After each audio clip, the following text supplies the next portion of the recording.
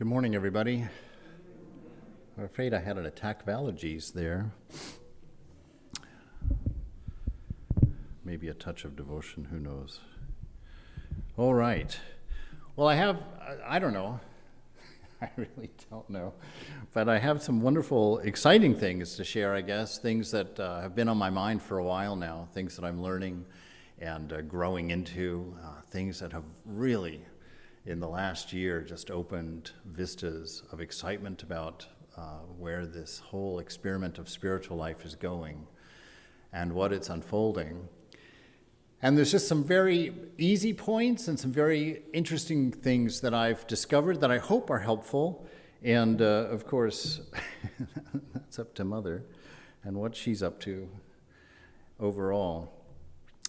But I wanted to start, of course, not with Hafiz today, but with a new poet that I found called Ili Chiara.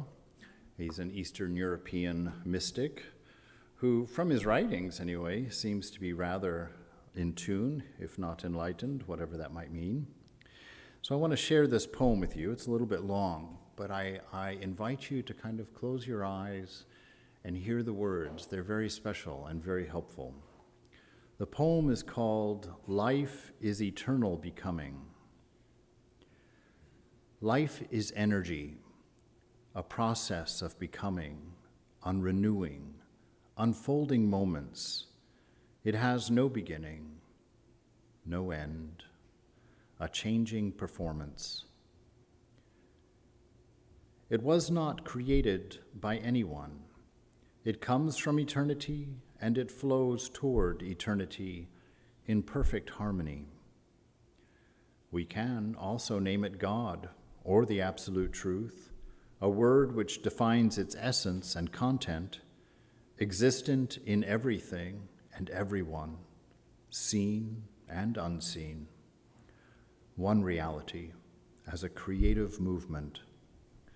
Life in its becoming is constant evolution. It is never trapped by condition. It cannot be measured. It simply exists as an obvious reality, demonstrating through itself that it is perennial. The life of the aliveness within us, our real being, a divine particle, a potential in itself, always urging us to aim for perfection, tied to a body of flesh and to an imperfect mind. A constant work with all the confusing aspects created by erroneous education, ignorant behavior, is the coherent condition practically enabling us to experience that which is pure, that which is evident.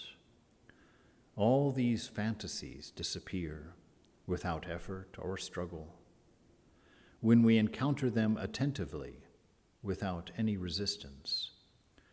They are empty images, deceitful delusions. They have no support through themselves as a self-sustaining energy. Let us nevertheless bless them, for they are necessary.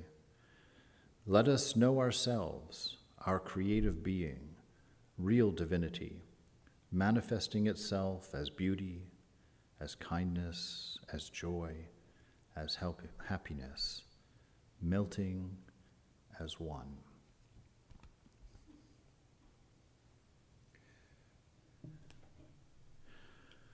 You know, when Swamiji came to the Parliament of Religions, I pay a lot of attention to the things he said because they were his first words to this side of the world and to this, the people of the West. And he says in this talk, he says, the Hindus have received their religion through revelation, the Vedas. They hold that the Vedas are without beginning and without end. It may sound ludicrous to this audience how a book can be without beginning or end, but by the Vedas, no books are meant. They mean the accumulated treasury of spiritual laws discovered by different persons in different times, just as the law of gravitation existed before its discovery and would exist if all humanity forgot it.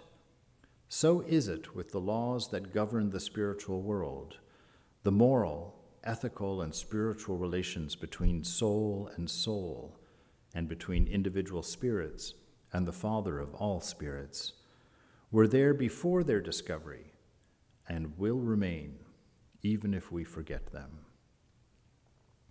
You know, in pondering this idea, there is an amazing opening and an amazing freedom that happens when we take a look at the idea that religion is not institutions, religion is not temples, religion is not scriptures, religion is not anything that you can possibly separate from eating your oatmeal in the morning.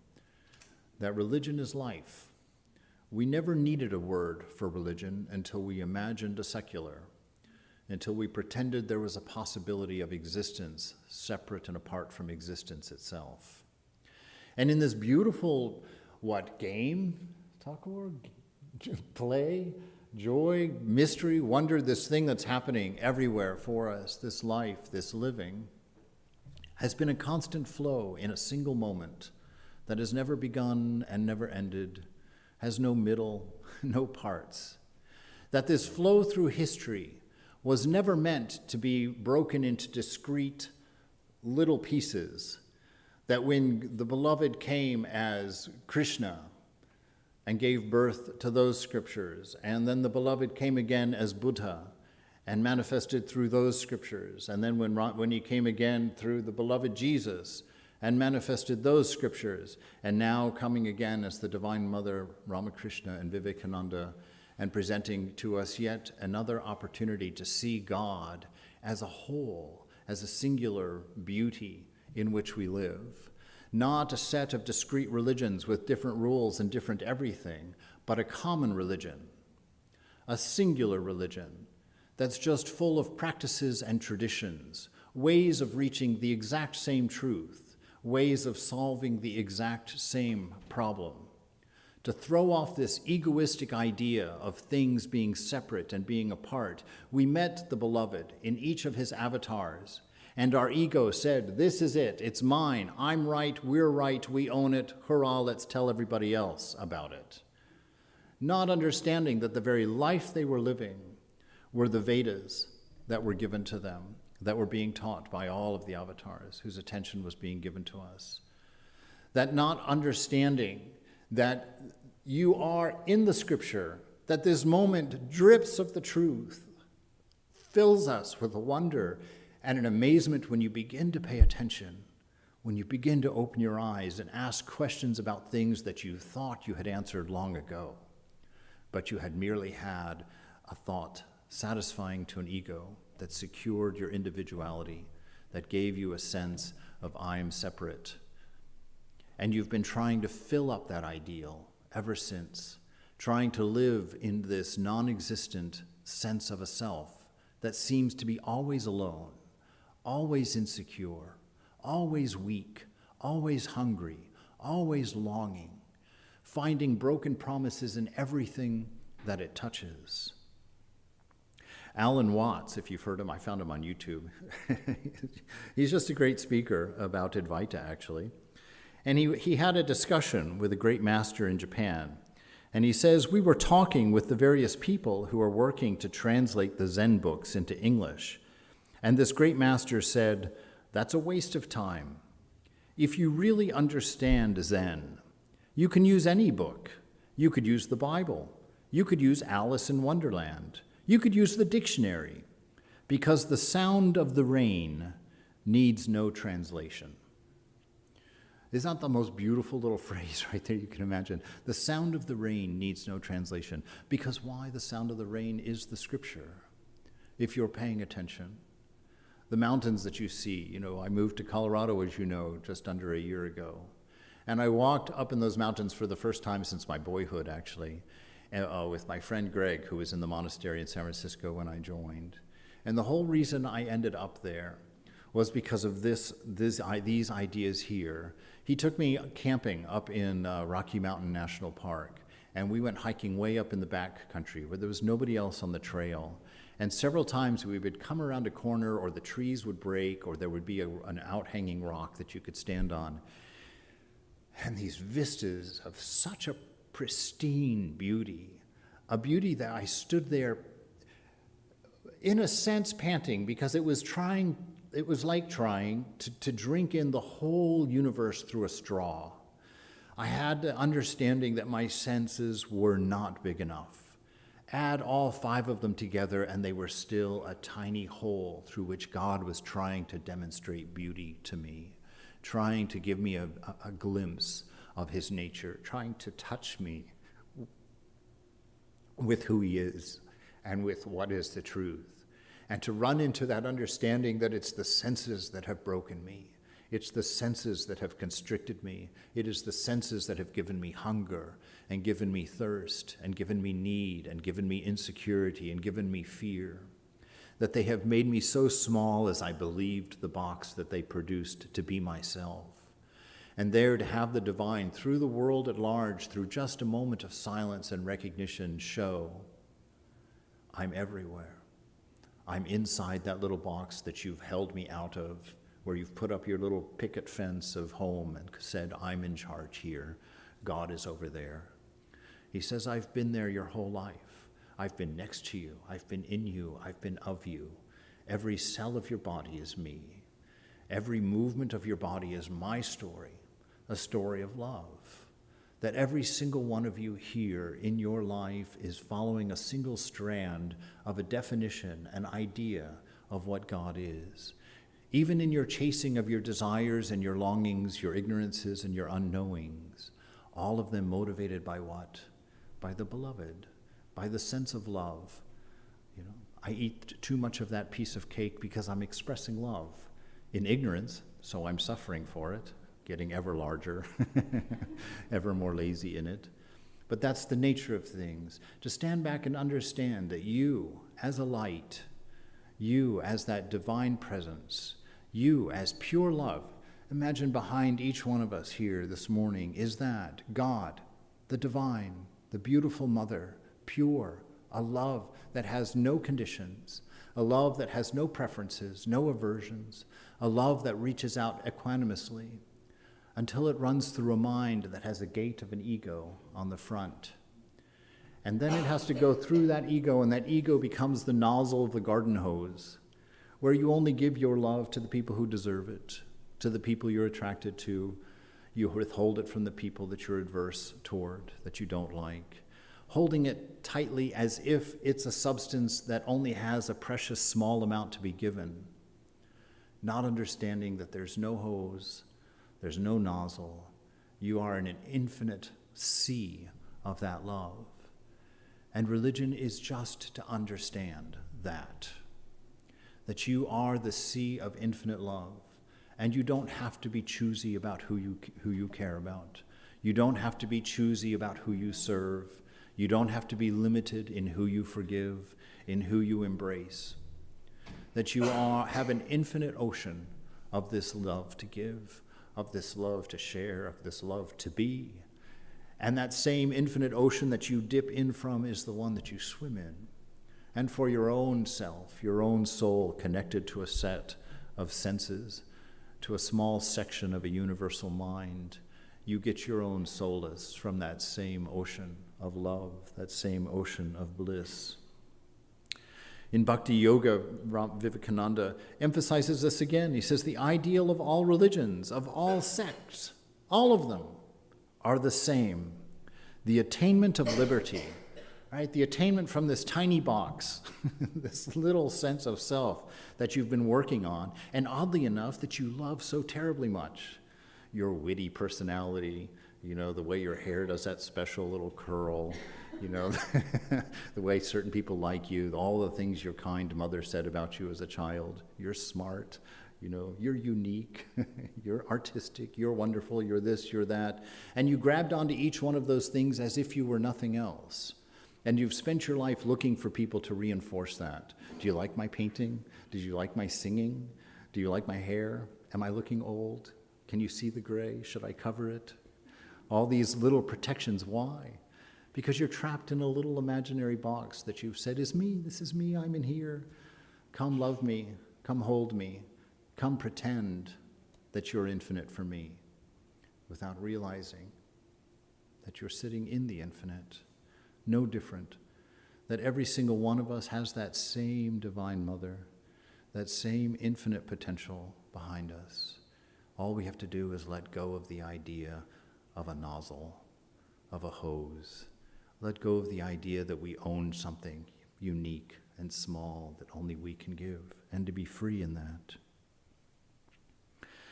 The Master says in the Gospel, it said about him that he became a master who could speak with authority regarding the ideas and ideals of the various religions of the world. I have practiced, said Ramakrishna, all religions. I have practiced Hinduism, Islam, Christianity. I have followed the different paths of the Hindu sects. I have found that it is the same God toward whom all of us are directing our steps, though along different paths. You must try all beliefs. You must traverse all the different ways just once. Wherever I look, I see men quarreling in the name of religion. Hindus, Muslims, Brahmos, Vaishnavas, and the rest. But they never reflect that he who is called Krishna, he who is called Shiva, she who is called the Divine Mother, bears the name of the primal energy, Jesus and Allah as well, the same Rama with 1,000 names. This unity, this needless arguing between make-believe egos who have assumed a subset of the knowledge and said it's mine and it's me. To break free of that and understand this freedom, this brotherhood, this sisterhood, this family that we're a part of. And to feel that responsibility, that opening of the heart, so that we don't have to be told to be good people. We don't have to be taught how to care, how to reach out, so that we don't become blind in our deafness during the day. I always like to remind people, when you go to your office, you may think you're an engineer, you may think you're an accountant, you may think that you're the president, but that's not what you are. You are the manifestation of an infinite and pure love, the manifestation of an infinite and endlessly deep wisdom. You are the very expression of existence itself, the great I am, the divine, the beloved. And you're in that office first to love. You're on that bus first to care. You're standing there in the grocery line first to look for opportunities to encourage, to see the good in somebody else and to fan that flame and to lift it up and give it energy. That's what you are. Any moment that you're not doing that is a moment of forgetfulness, a moment of this imagined secularity, a moment vacant from the beloved. It's untrue. That moment never existed. You have always been free to love as much as you can love, to give as much as you can give, to serve as much as you can serve. If you could stop the ego from covering that sun, that bright light that's ever present, ever within you. In a letter that Swami Vivekananda wrote to Alasinga in 1895, he says, "Now I'll tell you my discovery. All of religion is contained in the Vedanta, that is, in the 3 stages of the Vedanta philosophy, the Dvaita, the Vishishtadvaita, the Advaita. One comes after the other. These are 3 stages of spiritual growth in man. Each one is necessary. This is the essential of religion. The Vedanta applied to the various ethnic customs and creeds of India is called Hinduism. Advaita, the first stage, the Dvaita, applied to the ideas and the ethnic groups of Europe is Christianity. As applies to the Semitic groups, Mohammedism or Islam. The Advaita applied in its yoga perception form is Buddhism. Now, by religion is meant the Vedanta. The applications must vary according to the different needs, to the surroundings, to the other circumstances of different nations. You will find that although the philosophy is the same, the Shaktas, the Shaivas, etc., apply it each in their own special cult and forms. Now in your journal, I want you to write an article on these 3 systems, showing their harmony as one following after another. At the same time, keeping off the ceremonial forms altogether. That is, preach the philosophy, the spiritual part, and let people cut their own forms to suit their own needs. So this wonderful discovery, I can you imagine if Vivekananda sitting next to you and he says, I've got this discovery I want to share with you. It'd be like my ears would suddenly become like houses, like, what? You found a discovery. This idea of the oneness of all these things is real and true. It's not a harmony of religions. It's not an interfaith movement where we sit around and discuss, who's right and who's wrong, or what our parts is or what your parts are. That's all the egoism pretending to know something. That's the ego pretending to be generous, pretending to be universal, pretending to be insightful, because everyone there is still holding on, clutching to their own truths with the inner belief, I'm right. I've got this one. We've got it down. You're pretty cool. I like you. I'll talk to you. I'll be friends with you. When you're ready, come to my center. That's the idea that you always run into in those circles. But to know that if you don't pretend, if you stop pretending to be this witty personality, if you stop pretending to be this particular story of how you've woven through time, if you stop pretending that you know something or need to know something, then and only then do you begin to see a brotherhood, a sisterhood begin to expand. When you understand that religions, there's not an equivalency, there's a sameness, there's a oneness, there's a brotherhood that reaches across all of the ages of mankind, touches all of the avatars and teaches you, I am. There is one without a second. And I have spent the entire history of the world not creating discrete little groups of arguments, but as a single flow toward love, as a single flow toward this understanding of being, of what you are, with all of the various methods that they include for killing that ego, for separating yourself from body, from separating yourself from mind. There's so many easy ways of doing it, the very best of which is attention, the best of which is awareness. In the Rig Veda, according to Wikipedia, it's one of the world's oldest scriptures. All of the truth is laid out right there at the very beginning. This is like, I don't know, I think I read it was something like 6,000 years old or something like that. This verse, you've heard it before, but it's amazing. The human body is the temple of God. One who kindles the light of awareness within gets true light. The sacred flame of your inner shrine is constantly bright. The experience of unity is the fulfillment of human endeavors.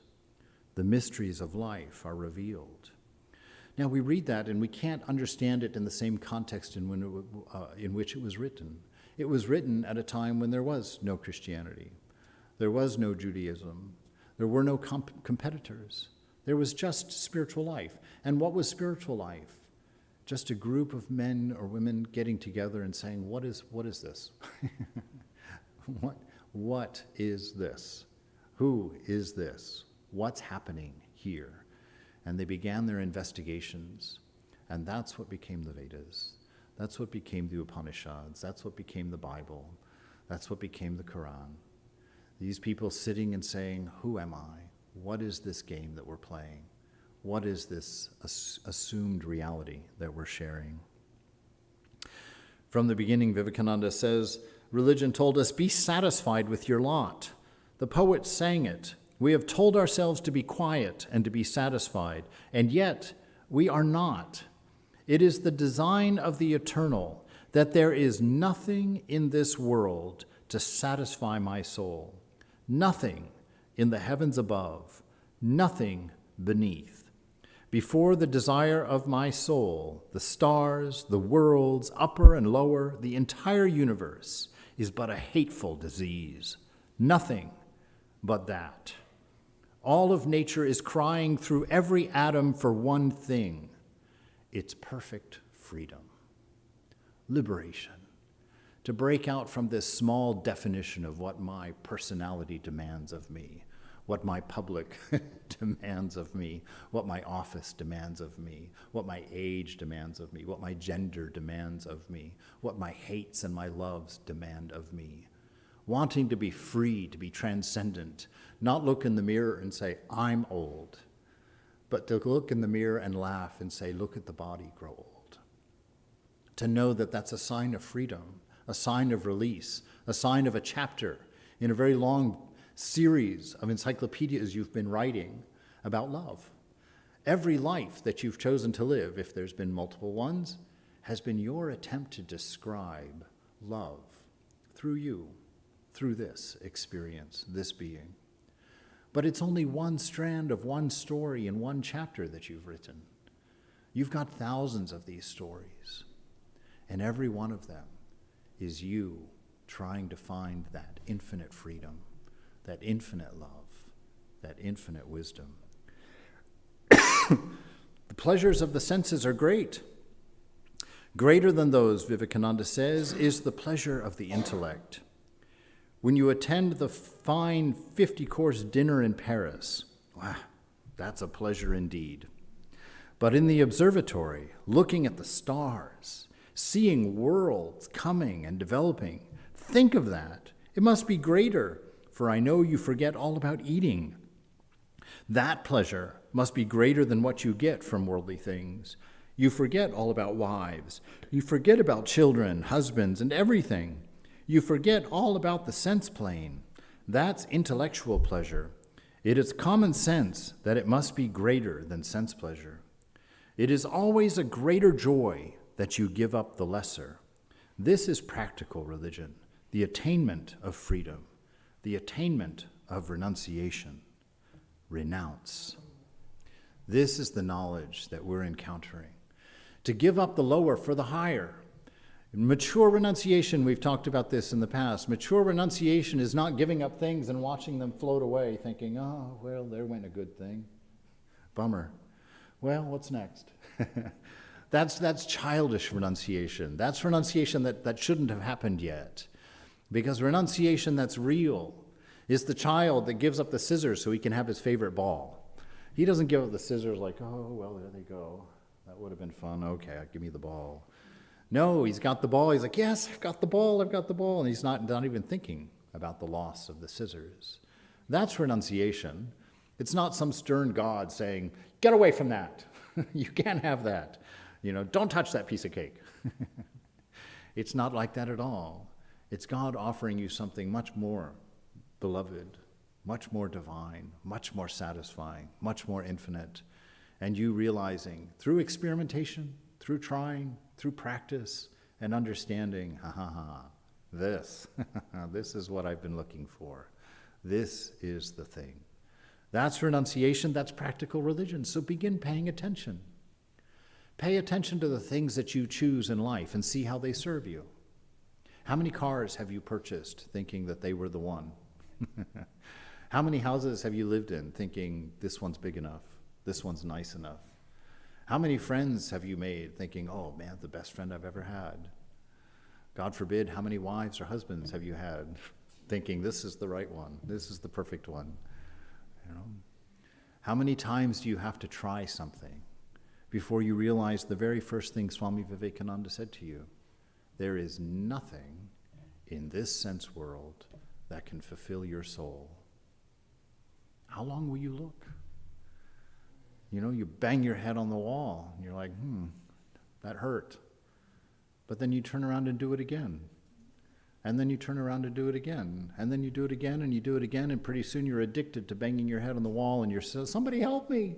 Oh my God, it's so hard to stop banging my head on the wall. I can't do it. Please, somebody rescue me. There's an absurdity to that. You see, you've put yourself in such a small box. You've developed such a small idea of what you are. You've honed in on that sense of victimhood, of weakness. Somebody come help me. I can't stop banging my head on the wall. While you are the divine itself, infinite, ever free, ever pure. If what? If you pay attention long enough to stop believing the story you've told yourself about weakness, about unhappiness, about inability, about unknowing.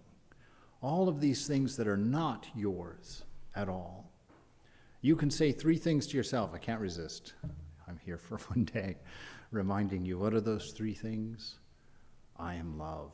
I love. I am wisdom. I am intelligence itself. I am being. I am existence itself. Anything else that you try to attach to that I is a lie. And if you can keep this one truth in your mind, you will make leaps and bounds of growth in spiritual life. You cannot say anything else about yourself that is true except for those 3 things. If you say, I'm jealous, you're wrong. You're lying to yourself.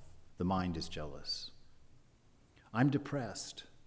You're lying to yourself. You're looking through a depressed mind. I'm hungry. You're lying. The body is hungry. All of these other attributes that you assign to yourself, if you believe them, you will suffer. If you believe them, you'll become just a bit smaller. You become just a bit more helpless. Every time you tell yourself the story that spiritual life is difficult, you've lied, and you've made yourself weaker and smaller. Anytime you say, oh, I'll have to do that in my next life, I can't do it in this life, if that's what you say to yourself, you're lying. You've become smaller. You've become weaker. What do? Become aware. Pay attention. What are you when the mind is not telling you what you are? What are you when your job is not defining you? You know, my friend Philip, hope he doesn't get this recording, my friend Philip just retired from teaching school for X number of years. And he called me the other day, and he's just now kind of getting into the whole new flow of having all this time available to him. And he told me, he says, you know, this is really hard. And I said, what do you mean retirement's hard? How can that possibly be? He says, well, all my life I've been a teacher. He said, people treated me in a certain way. I knew what I was. I knew what my role was. And he says, now I'm nothing. There's nothing defining my day. There's nothing defining how I interact with the world. And he said, I find it extremely difficult to traverse, to manage. I thought that was hilarious. I was like, what an amazing thing that is. You define yourself by something that disappears, and then you don't know who you are, even though you've been it your whole life. What were you before you were a teacher? Oh, I was a student. What were you before that? Oh, I was a drooling baby. How can you be a drooling baby if you're now a woman with gray hair in a temple? You were none of those things. They washed over you like water in a stream.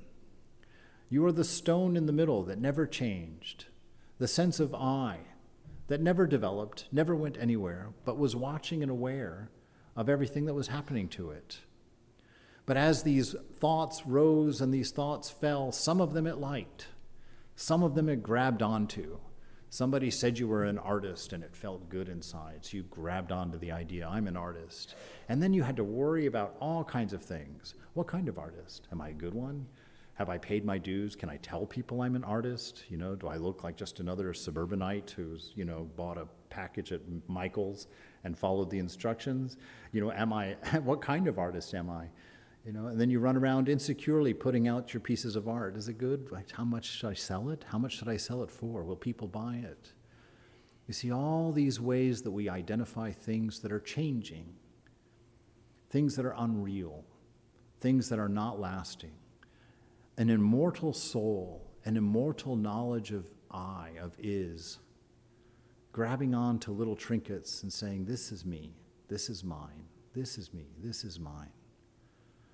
You know, I had that tragic experience when Frederica passed away of having to take care of her estate and just watching all of those things that collect around us as individuals, our photo albums, you know, our children's old clothes, our slides and pictures, our artworks, all of these things collecting around us. And they mean so much to us, so much that we hold on to them our whole life. We even dedicate garages, and if we fill that up, we go get a rental unit. We start stuffing things in there, and that one gets full. We go start spending more and get a bigger one. You know, it's the American dream. You drive down anywhere, and you see horrendously ugly buildings with one garage door after another, for everybody collecting what they are, holding on to their meaningful, beautiful things.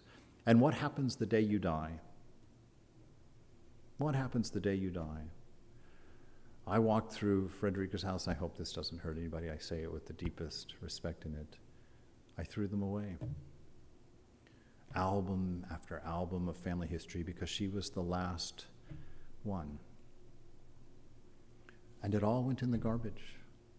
And I thought that as I was doing that, it was terribly difficult to do. It was terribly difficult to do, to take someone's lifetime of possessions and to give them to to Goodwill, to throw them in a dumpster. It was very difficult to do. But I learned something from it. You know what made all of those things important to her? They represented God. She mistook them. They are love. They are things that remind you somehow about God, about this ideal, this divine love, this divine wisdom, this experience of being. And your task is to be aware of that and to sort out the ideal from the object so that you can know, I have this in me and it's beautiful because of me, because of that which shines in me, not because of the thing. And you can be free. You know, in the Rig Veda, when it says the body is the temple of God, every time I've heard that preached in my life, the emphasis has always been, so you should stay in shape and you should keep it in good care and you should fix it up and make it real nice. Did we build this temple so that we could paint it? Did we build this temple so we could mow yards, so that we could mop the floors? No, you are told that you are the temple of the divine. Why? So that you become aware that the God you serve is the light within you. So that you can come to know that the life you love is not the expression of it through the body, through the temple, but it is the thing itself that is within you. That light, that answer to every single thing that you find lacking in your life is because you're looking out there and have never bothered or realized or found out how to look within here. Sri Nisargadatta Maharaj, she says that the wise man, the holy man, describes himself from the inside out, knows who he is from the inside out. The worldly man knows himself from the outside in, So when I ask you to describe yourself, what do you do, right? Think about it. How do you describe yourself? Oh, I'm a woman. I'm about 25 years old. And, I work down at the accounting firm. I love romance, though. I love walks on the beach and movies. You see, you start from the outside in. There's a reason for that, actually. Because if I ask you to define yourself from the inside out, what are you going to tell me? Does anybody have an answer? What are you from the inside out? We haven't even thought about it like that. We don't even know what to say. Why? Because you're starting with infinity. When you start from the inside out, you realize there are no attributes in there. There's just isness. There's just wisdom. There's just love. That's what starts on the inside. You come back to the three things that you're able to say about yourself. I'm loving. I'm compassionate. I care. I'm always looking around for ways to help, for ways to serve. I'm always trying to find connection because I have this sense of infinity that's built into me, a sense of infinity that I try to mirror just by being friendly with lots of people, and this sense of unity that I have that I try and recreate in my relationships, in the people that I choose to put my attention with. I'm a wise person who's just always through this world trying to take these pieces, disparate pieces, and find truth to remind me of what this is. I create beauty because it's in me, and I just see it everywhere, and it inspires me, and I just want more. I just want it to be everywhere. And so I just give it. I just start doing it. This is what a spiritual person knows about themselves. This is what a spiritual person is trying to do. Trying to allow a free manifestation of an infinite love. If you don't believe me, write your own obituary, right? Write down a paragraph of what you want to be remembered for. You'll find out you want to be remembered as God. You want to be remembered as somebody who knew how to love, somebody who knew how to answer a question for somebody who needed help, somebody who was willing just to be there at the drop of everything else that was important to them, to sit next to somebody who needed somebody. This is that light. This is why you are a temple. This is the truth of it all. It's through this awareness that we grow, that we learn and understand, because that's how this Veda of life is read. Through a singular attention, an awareness of the awareness from which it is all springing from inside of yourself.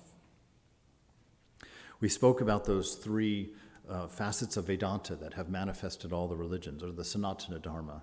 I use that because nobody associates a particular religion with that. This Sanatana Dharma that is there, it's read, the scripture of life is read by this attention. So those three stages, we start praying. What is prayer? Prayer is just communing with your inner world, with the divine within, sitting in the silence of that presence. And it begins because we start with this idea of being a body and being separate from God, so we feel like we need to tell him or her or that everything, God, what a day I've had today. It's almost like your husband or wife, sit there and it's like, oh, can you remember to get some groceries and be sure and pay me enough money for the rent next month, and hey, I need this and I want that. It starts that way, nothing wrong with it.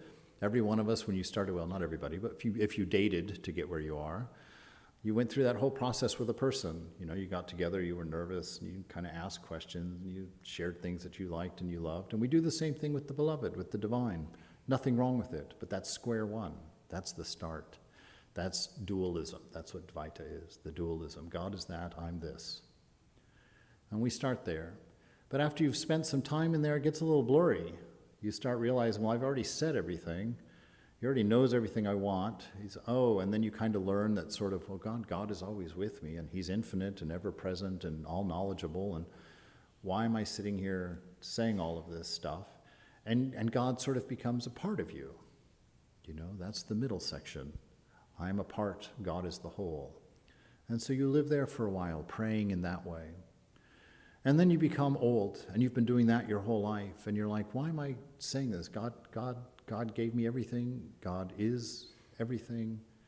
There's no difference between us. He is the love I've enjoyed. He's the wisdom that I express. He's this very existence. My very isness is that presence. And then, like I like to share with people who go to the online classes, they hear it all the time. I was in New York with Sushil several years ago, and we went to the MoMA there, and then we went to the cafeteria to have lunch, and we're sitting there having lunch, and it was a normal cafeteria in a MoMA, lots of noise, lots of clanging silverware, lots of trays clattering around. And in the midst of all of that, I saw this old couple, this old New York art couple, sitting there saying absolutely nothing, just looking at each other and eating their lunch, and they both had one arm on the table, and there was just one finger touching the other person across the table. And they sat there in the midst of this cacophony of noise in the New York MoMA, just being together and eating their lunch. They had already told each other all their stories. They had already described all the things they liked and didn't like with each other. They had already spent an entire span of life exploring and learning and growing together. And now just being together, just being aware, just a single touch across the table is enough. And that's the final stage of prayer, where you and the beloved are so familiar with each other. You've expressed so much love. You've gone through so much pain, so much confusion. So many things have been learned and straightened out together. Every one of your secrets lies open. And that final segment of prayer, that Advaita, just before the union actually, is you just sitting there, one finger across the table in the cacophony of the world, content, full, nothing needed, all is well, just knowing. that you are infinite, love, existence, absolute, ever free, ever pure.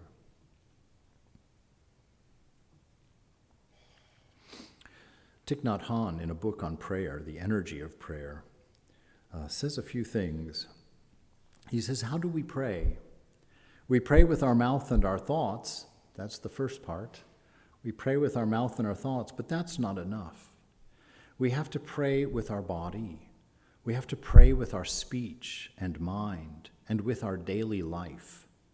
With mindfulness, our body, speech, and mind become one. In the state of oneness of body, speech, and mind, we can produce the energy of faith and love that is necessary to change a difficult situation. In prayer, the electric current is love, is mindfulness, is right concentration. Mindfulness is the real presence of our body and our mind. Our body and our minds are directed toward one point, the present moment. If this is lacking, we are not able to pray, no matter what our faith is. If you are not present, who is praying? So this focus on this individual moment, because this is all we have. This individual moment is the I am.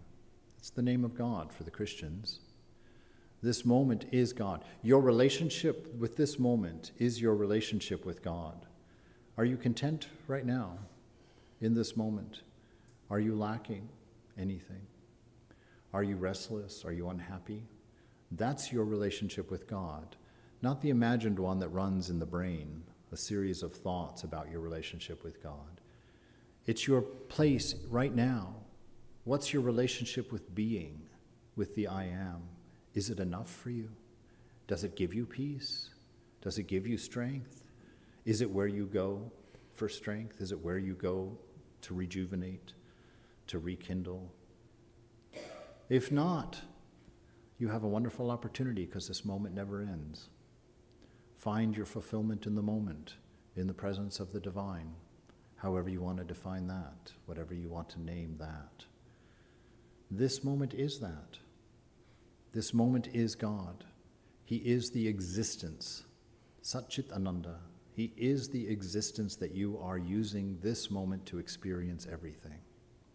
He is the love that you give to your partners, to your families, to your friends.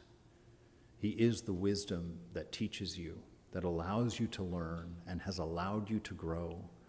It's the reason you're not still a spoiled 5-year-old. Well, some of us are, but mostly we're not spoiled 5 years old.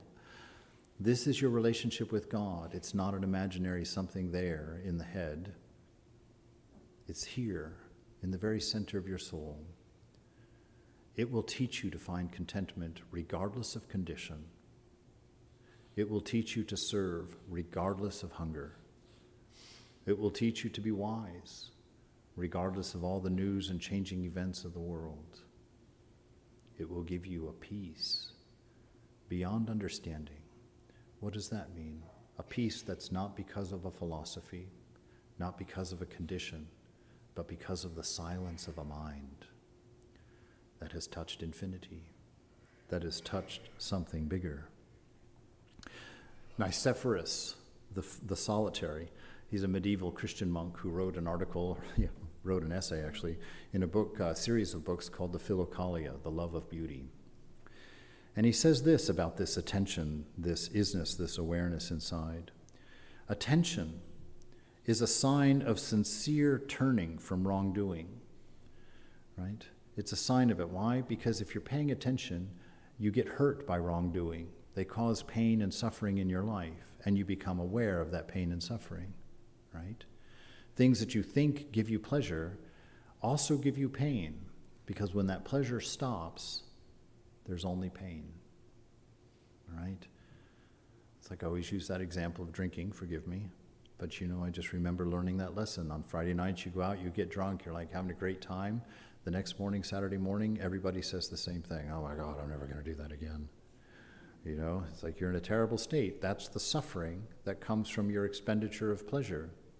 But when you think about it, when the next Friday comes, you're like, all the arrangements are made. Your friends are all lined up. You've got your designated driver, and off you go again after having said on Saturday morning, I'm never doing it again. Why? Because you bring in your awareness to your small little box and you only look at Friday night and you forget all about Saturday morning. And you do the same stupid thing again. And this is a pattern for those who don't borrow the awareness of the beloved within. This is what addiction comes from. It's not paying attention to the effects of what you're doing and believing that something can be pleasurable without inviting the same level of pain when it goes away. Right? It's paying attention. So attention is a sign of sincere turning from wrongdoing. Attention is the appeal of the soul to itself, a hatred of the world and an ascent toward God. A hatred of the world, I wanted to change that word because I don't like the word hate in a scripture, but there it is. I decided not to change it. Hatred of the world. Why? Because you realize how much believing that your answers are out there has hurt you. You come to understand how much thinking that you would be fulfilled and filled up by something out there has caused you to be hungry. Every level that you've achieved, as soon as you achieved it, it was dissatisfying. It was done. I remember when I bought my first fancy stereo, spent way too much money for that thing, way back in my 20s. I saved up for years, and when I got my first professional job after college, I walked right down there to that Bang & Olufsen store to buy my stereo that I'd been looking out the window for literally 5 years. And I remember bringing that fancy, beautiful little thing at home and putting it in its place and playing my first CD in it. And I remember sitting on my bed listening to that first CD and this sinking feeling inside of, that's all it does. That's it. I've been saving for 5 years and longing for this thing for 5 years, and it does what my $25 Jambox did. It plays music. That's it. And if you are paying attention, you will know that that is the story for every single thing in this world that you acquire. Every single thing in this world. That's why he said attention is a hatred toward the world and an ascent toward the divine, because each one of those lessons will teach you to let go. And each time you let go, the mind will silence a little bit more until it's left you with no distractions of thought running through the screen, but an awareness of the love that allows them. An awareness of your isness that has given you this entire life, the ability to see beauty, the ability to recognize wisdom, and the ability to give love. Attention is the renunciation of wrongdoing and the acquisition of virtue, because all virtue is what's bringing you to the understanding that I am not separate from the whole. I am, in fact, the whole. I am without a particular definition. I'm infinite, and I'm here just as a fountain of God. I'm here just to be a fountain of God, to love, to share wisdom, and to exist in the midst of it all. Attention is an undoubting certainty in the purity of your soul.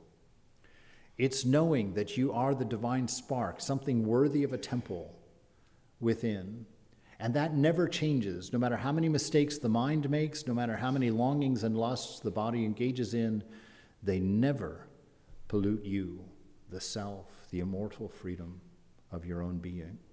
It's an absolute conviction in that. That must set you free from this idea that I can't. I'm not good. I'm lost. I'm mean. I'm ugly. I'm whatever your sad story might be. It's a lie. It's a lie. This self cannot be dirtied. Attention is the beginning of contemplation, or rather, it's the necessary condition for contemplation. For through attention, God comes close and reveals himself to the mind. You see, when the reason we can't see God is because of the thoughts, the attachments to thoughts in the mind, right? Thoughts And everything is a thought. Oh God, I don't want to say that again. I say that every time I stand up here. But that notion, there's nothing that you're experiencing, seeing, hearing, taste, touching, smelling at this moment that is not a thought. It is all a thought. And just in that 2 seconds, this light you've never seen, it comes into your eye, it stops. You're in the dark, the head, cranium, no light in there. You have no idea what a light looks like. So that light comes in, gets interpreted into a chemical signal, neurochemical, way beyond my pay grade, and somehow gets to your brain, and your brain then takes this information. It's never seen a light. It's like, okay, all right, well, it's okay, it's bright. What does that mean? I don't know, maybe it's white. Let's make it white. Okay, it's got intensities, different intensities. Okay, we'll mix that with dark. And it creates a symbol of this light. So we all have our own symbol for everything that we're experiencing. And then we mix all those symbols up and we take in experiences, all of which are just thought because we don't know where that light's coming from. You say, oh, it's the eye, but the eye is just as much a symbol for the source of light as the light itself is. You've made it up. You've created a symbol for eye. So you're living in a mind of symbols. It's unreal. That's Maya. That's your delusion. You think it's real. You believe you're something inside something else. And yet none of it is more than a thought. That's the definition of attachment. As a matter of fact, it's so attached that you don't even identify it as a thought anymore. You call it real. I hate that when we draw that comparison. When you're talking about spiritual ideals and somebody says, well, what about real life? And you're like, yeah, what about it? That's what we're talking about. That's not real. This is real. Everything exists because you exist. You are the existence that gives everything its reality. Know everything is a thought and calm those thoughts. Silence the mind. When Thakur says go deep, right, he uses the ocean with the waves. The waves are on the top. Dive deep, dive under the waves. Get out of the noisy part. Silence the mind. In Jnana Yoga, Raja Yoga, we learn that the interspace between thoughts, God can be seen. Those are the holes in the net through which God can be seen. God can be seen only by a silent mind. And a silent mind is only made noisy by 2 things. Remember what they are? Me and mine. The idea of me and mine. As soon as you introduce those thoughts to the infinite mind, it gets confused. What is this me and mine? I am everything. I'm one without a second. What do I do with this information? Me and mine. Everything has to be rearranged. The whole universe has to be reconstructed. So you get caught up in that reconstruction. Boom, boom, boom, everything's happening. Boy, that mind is stirring. And it attaches to that ego because ego is the very cause of me and mine. Ego is what happens when the infinite takes on a particular attribute and says, this is me. Right? And the mind goes crazy. And as long as that mind is going crazy, you see the world as the world. When you get to the halfway point, you kind of see the world as an idea. When you get to the point, you see the world as yourself. No division at all. Therefore, attention is the origin of faith, hope, and love, since he who has no faith cannot bear all of the afflictions coming from without, and he who does not suffer them willingly cannot say, God is my refuge and my fortress, and he who has not the Almighty as his refuge cannot be truly sincere in his love for him.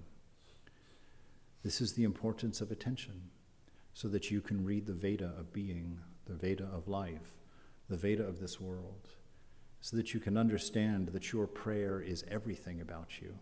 It's not the things you say in your head to an imaginary being. It's the way that you live as you walk around being him, her, that. It's the way you touch the people around you, the way you think about the world around you. Those are all your prayer. And God answers every single one of your prayers in the affirmative, but he gives you the average of all of it together. So if you ask for one thing and you live a different way, you get the sum total of those. And this moment, your experience of this moment, is the sum total of all of those desires, all of those mistakes.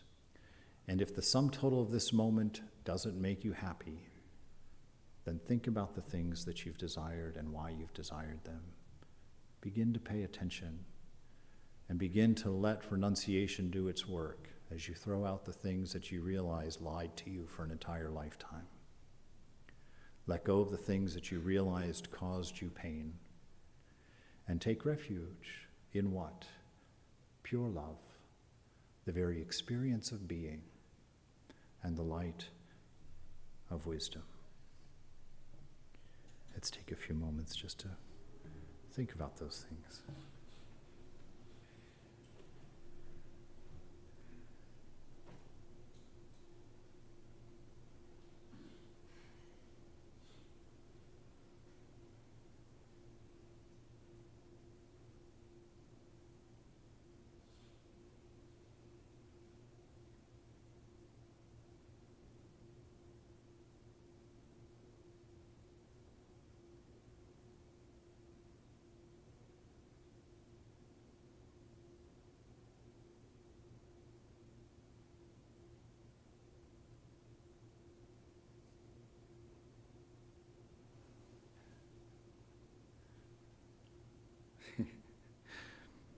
We probably should stay here a little bit longer, but I'm over time anyway.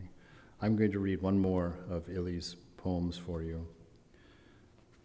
This one's called Energy and Consciousness.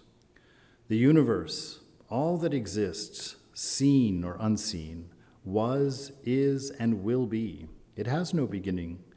In its essence, it is both energy and consciousness. Here lies the secret of life with its boundless knowing. The purity of the energy cannot be fragmented. Consciousness, too, is an undivided unity, also called God or reality, limitless love, infinite kindness. If we see the conditioned man as he is, always possessed by his fragmentary thinking, functioning egocentrically in his limitedness, unable to understand the wondrous integration, the surface consciousness keeps him a prisoner of relative energies, fearful at every step. This is where all the conflictual states originate. The chaos in the world is created by the ego. Living on this level, part of the great energy, we are instability, a source of disharmony. Detached from divinity, we create our destiny. Because of the ego, we drink venom from the cup of life. Where is the salvation of the ignorant man? It can be found within himself, when the ego is silent and newly reborn. In silence, divinity reveals itself from our depths. The sacred lies within every human being, appearing through simplicity. Jai Ma, Jai Thakur, Jai Swamiji.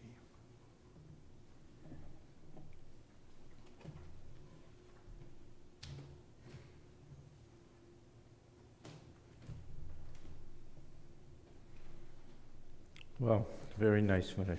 Nice to have Swami C come back and visit us, and so many lovely, inspiring thoughts that we can take home with us today. I have a couple of announcements.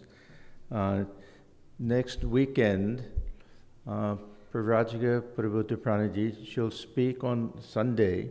Her lecture is Exchange Rate of Spirituality, but there's also a women's retreat in the Holy Mother House on Saturday, and there's a sign-up sheet on the website. If you go to the website, you can click on something, and so that will be, topic will be Holy Mother's Companions, and it goes from 10 o'clock to 2 o'clock on August 19th, that's next Saturday. So there's a sign-up sheet. Yeah, just go to Vedanta. There's also, you'll see this on the website. There's a separate email address that you can go to sign up for that. So the other thing that, and there'll be presentations that people will give also. So it'll be a very interactive type of meeting. Then we'll post this, of course, on our website, but just to give everybody a little heads up on our Labor Day weekend retreat. We have invited the Swami from Rio. Everyone will get confused because his name is almost identical to my name. His name is Atmagyananda. I am Atmagyanananda. So I know it's confusing, when we put the sheet out and everything, I'll have an asterisk next to his name so you know it's him and not me. But he'll be coming, and Swami Nirakarananda, who's one of the monks in St. Louis. He'll also be here for that retreat, so he'll also participate in that along with the rest of us. So that should be a very nice retreat. This year we'll do Saturday and Sunday rather than Sunday and Monday, because Saturday night we have a sitar concert, and it's a musician that has been here, I think, twice before. He's this Partha Bose on sitar, and then he always travels with the Indranil Malik on tabla. Very, very good. I don't know how many people remember. And the whole retreat will be a very musical retreat because the Swami Atmagyananda is also a very good singer, bhajans and also hymns and things like that. And Nirakarananda Swami, he's from Argentina, but he learned a lot of Bengali bhajans and things. So there'll be a lot of music that weekend also. So I hope to get this sent out and posted on the website soon.